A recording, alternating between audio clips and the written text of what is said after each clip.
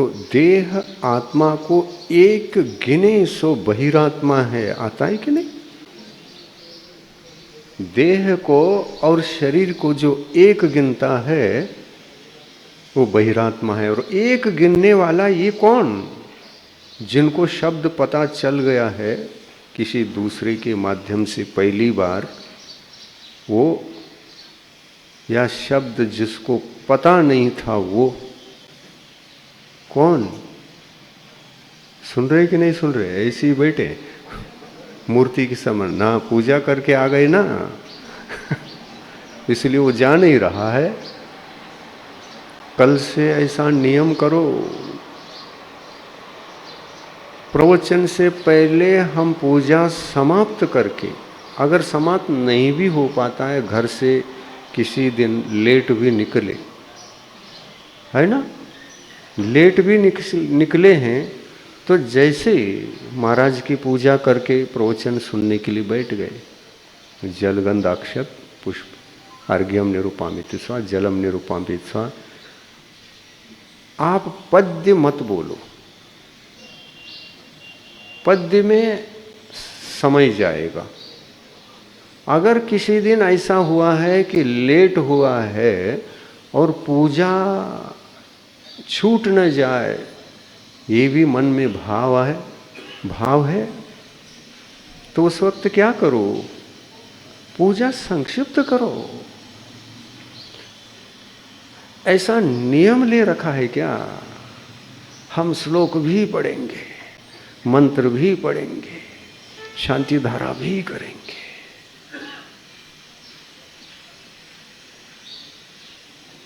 समय हो तब भी करेंगे, समय ना हो तो हमारा तो नियम है, करना ही है। तो इस प्रकार के क्रियाकांड को करना ही है। करके संपन्न करोगे तो जितना महत्वपूर्ण पूजा है उतना स्वाध्याय, प्रवचन सुनना तो एक स्वाध्याय कहलाता है। ये शास्त्र का ही स्वाध्याय चल रहा है। प्रवचन सुन रहे का मतलब क्या कर रहे हैं अपन? स्वाध्याय कर रहे हैं। स्वाध्याय का क्या अर्थ है? स्व, आत्मा। स्व यानी क्या? आत्मा। स्व आत्मा, उसका अध्याय, प्रथम चैप्टर, उस प्रथम चैप्टर की ओर हमारा गमन हुआ। स्व इक्वल टू आत्मा, अध्याय मतलब उसका जो, उसकी बातें जो होती हैं बेसिक से लेकर अंत तक, वो अध्याय है। बेसिक समाप्त हो गया, अब दूसरा विषय आ गया, ये समाप्त हो गया, तीसरा विषय आ गया। ये चैप्टर कहलाते हैं। कुंद कुंद स्वामी ने समयसार ग्रंथ लिखा है। पता है ना समयसार नाम किसने नहीं सुना? जैन समाज में ऐसा एक भी व्यक्ति नहीं मिलेगा जिसको इस ग्रंथ का नाम मालूम ना हो। सुना है? उसमें केवल आत्मा की बातें, केवल यानी केवल आत्मा को समझाया जा रहा है। आत्मा ऐसा है, व्यवहार से देखो तो ऐसा दिखेगा, निश्चय से देखो तो ऐसे दिखेगा, उसको ऊपर से देखो तो ऐसा लगेगा, नीचे से देखो तो ऐसा लगेगा। यहाँ तक कि विदिशा में भी रहकर, विदिशाओं में खड़े खड़े रह करके भी देखो तो ऐसा लगेगा। बहुत अच्छा समझाते हैं व्यवहार के दृष्टिकोण से, निश्चय के दृष्टिकोण से। कुंद कुंद स्वामी वो हमको समझाते हैं। कितना बड़ा उपकार किया है। केवल यानी केवल एक आत्म तत्व का ग्रंथ लिख करके जिसमें आत्मा के अलावा अन्य बातें नहीं हैं। और इसलिए ये कहना भी गलत नहीं होगा कि आत्मा की ही बातें ज़्यादा करना चाहिए और उन बातों को ज़्यादा करने के लिए ऐसा कोई ना कोई एक स्वाध्याय करने लायक ग्रंथ भी समाज में होना चाहिए। ये क्या गलत है? ऐसे ही आत्म तत्व को समझाने वाले ग्रंथ एक नहीं, दो नहीं, 1000 लाख भी हो तो अच्छे हैं, क्योंकि वे वस्तुतः जल्दी से जल्दी आत्मा को कैसे आत्मा मोक्ष कैसे प्राप्त कर सकता है, इसी बात को वे चर्चा करने वाले ग्रंथ होते हैं। कला सिखाते हैं, टेक्निक सिखाते हैं, और आत्मा स्वयं को जाने, स्वयं को पहचाने और स्वयं परमात्मा बने। ये बातें नीरस जिसको लगती हैं वो बहिरात्मा है, और आत्मा की बातें जिनको सरस लगती हैं, जिनको समय सार एक ही ग्रंथ भी कम पड़ रहा है ऐसा लगता है, वो अंतरात्मा है, वो अंतरंग यात्री है। वो स्वयं को जानता है और स्वयं को पहचान कर इस संसार का जीवन जीते जीते वो किसी भी भाव में क्यों न हो, नरक में रहने वाला भी आत्मा को जानता है। इसलिए तो सम्यक दृष्टि है। बताओ, आत्मा को जो बिल्कुल नहीं जानता वो बहिरात्मा, या आत्मा को जो जानता है वो बहिरात्मा? जो जानता है वो बहिरात्मा, या जो नहीं जानता है वो बहिरात्मा? जो नहीं जानता है वो कौन? बहिरात्मा। जो आत्म ज्ञान रखता है, आत्मा को जानता है, वो कौन? अंतरात्मा। तो आत्मा को जानने लग जाए तो अंतरात्मा बन सकता है। आत्मा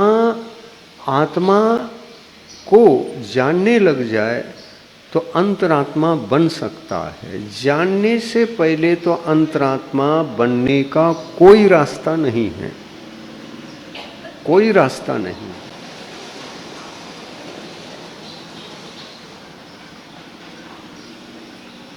कैसा लग रहा है ये प्रवचन? नीरस लग रहा है क्या, सरस लग रहा है क्या, अच्छा लग रहा है कि खट्टा लग रहा है, मीठा लग रहा है? कैसा लग रहा है? अच्छा लग रहा है। टेस्टी लग रहा है क्या, टेस्ट भी नहीं है इसमें? अरे आप कहते हैं टेस्टी लग रहा है, लेकिन टेस्टी उसी को लगता है जो ट्रस्टी हैं। जो ट्रस्टी हैं, जब तक वो ट्रस्टी हैं तब तक आत्मा की बातें अच्छी लग सकती हैं, लेकिन आत्मा का सुख ट्रस्टी को कभी भी मिल नहीं सकता। महाराज जी कैसे? हम तो यही सुनते हैं कि हम ट्रस्टी हों, गृहस्थ हों, श्रावक हों, परिग्रह के मालिक भी हों। हम आत्मा को जानते हैं तो आत्मा का सुख तो मिलना चाहिए। जानने वाले को ही मिलता है, ये ठीक बात है। जाने बिना आत्मा का सुख आत्मा को नहीं मिलता। जो आत्मा है इतना जो जानता है, शरीर है तो आत्मा भी है, और ये दोनों है तो जन्म मरण भी है, और दोनों है तो फिर संसार है, संसार में गमनागमन है।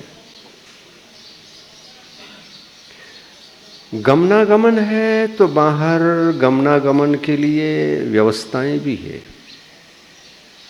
4 गति, 84 लाख योनि, ये गमनागमन के लिए तो है। अगर ये न होते तो आप कहाँ होते? 84 लाख योनि ही नहीं है संसार में, कहीं 3 लोक में ढूंढ डाला, जीव के जन्म लेने का एक भी स्थान नहीं है, लेकिन जीव है। तब आप कहाँ होते?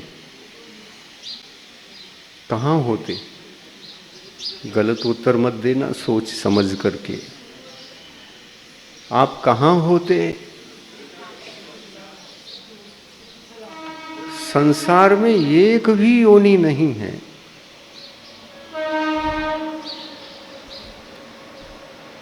जब ऐसी कल्पना से इस बात को सोचने लग जाओगे तो दूसरी बात ऑटोमेटिक ख्याल में आएगी। यदि संसार में 84 लाख योनि ही नहीं है और जीव है, तो जीव संसारी भी नहीं है। ठीक है? जीव संसारी कैसे हो सकता? फिर जीव है, जीव का अस्तित्व है, लेकिन 84 लाख योनि नहीं है। तो उन योनियों में जीव ही रहता है और वही नहीं है, तो जन्म मरण भी नहीं है। योनियां जन्म लेने के लिए, शरीर धारण करने के लिए और शारीरिक जीवन को कुछ समय जी करके मरण करने के लिए। और हम सब का यही चल रहा है। आप किस योनि में है? मनुष्य योनि में है, मनुष्य भव में है। इसके पश्चात कहां जाओगे? बताओ। मनुष्य पर्याय के पश्चात कहां जाओगे? तो जाने के लिए 2 मार्ग हैं। आप 84 लाख योनियों में से अथवा 4 गतियों में से किसी एक गति में भी जा सकते हैं। नहीं जाना चाहो, हमको नहीं जाना है, तो नहीं जाना है ऐसा सोच है, तो ट्रस्टी बन करके जो बैठे हो ना, ट्रस्ट का त्याग करो, बाहर आओ और फिर साधु संघ के ट्रस्ट में शामिल हो जाओ। हमारा भी ट्रस्ट कोई है क्या? नहीं है। हमारा संघ ही, हमारे संघ के ट्रस्टी हैं सभी। हम उसके अध्यक्ष हैं, उपाध्यक्ष हैं, सदस्य हैं, सेक्रेटरी, सब व्यवस्था यहाँ भी है। इस धर्म क्षेत्र के, हम परमार्थ क्षेत्र के जो ट्रस्टी हैं, जो संचालक हैं, वो सर्वप्रथम तो हमारे आचार्य परमेष्टि हैं। अरहंत परमेष्टि तो ट्रस्टी नहीं है, ट्रस्ट के लिए ही, ट्रस्टियों के लिए ही मार्गदर्शक है, ट्रस्टी नहीं। हम ट्रस्टी, यदि आचार्य हैं तो भी ट्रस्टी, उपाध्याय है तो भी ट्रस्टी, उपाध्याय हैं तो भी ट्रस्टी, आचार्य हैं तो भी ट्रस्टी, निर्यापक हैं तो भी ट्रस्टी। इस बात को जरा बारीकी से समझना है, जरा मनोयोग की एकाग्रता आवश्यक है। उस ट्रस्ट को छोड़कर यहां आए और यहाँ आचार्य परमेश ने हमको ट्रस्टी बना दिया। खुद तो थे ही, लेकिन ट्रस्टियों की संख्या बढ़ा दी। क्यों? वो अकेले क्या करेंगे, संख्या बढ़ाई तो किधर से बुलाया लोगों को? तो है ना, पंचम स्थान पर जो रहते हैं उनको बुला लेते हैं। पंचम स्थान में कौन है? कौन से परमेष्ठी? साधु परमेष्ठी। वो किसी के ट्रस्टी नहीं होते, वो ना तो परमार्थ क्षेत्र के ट्रस्टी हैं और न संसार मार्ग के ट्रस्टी हैं। आपके मंदिर के ट्रस्टी मुनि महाराज बन सकते हैं क्या? कहीं कभी देखा है? पर ट्रस्टियों को मार्गदर्शन तो कर सकते हैं।